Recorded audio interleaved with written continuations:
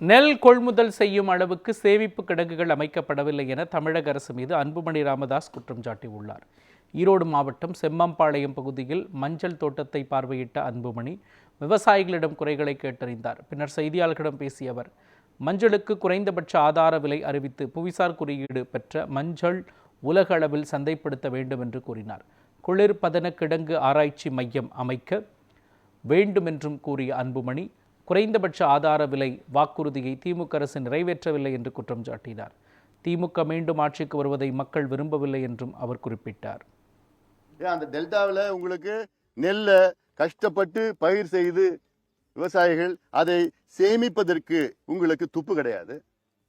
நெல் நீரில் போயிடுது, நெல் முளைச்சி போயிடுது, இடம் இல்லைன்னு சொல்றீங்க.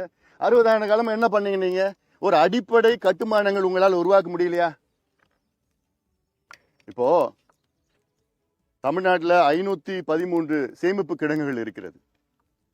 அதுல கெப்பாசிட்டி எவ்வளோன்னா 19 லட்சம் டன்னு நெல்லை சேமிக்கலாம்.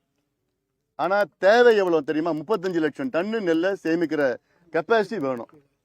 இருக்குது 19 லட்சம் டன்னு. இதுல என்னன்னா, கடந்த ஆண்டு கொள்முதல் செய்த நெல் அதுல இருக்கு.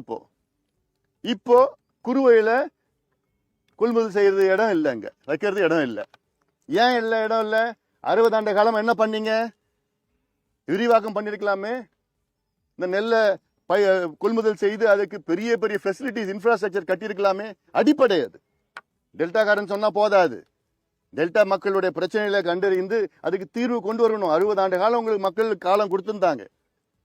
60 ஆண்டு காலத்தை செய்யாதது நீ இதுக்கப்புறம் செய்ய போறீங்களா என்ன?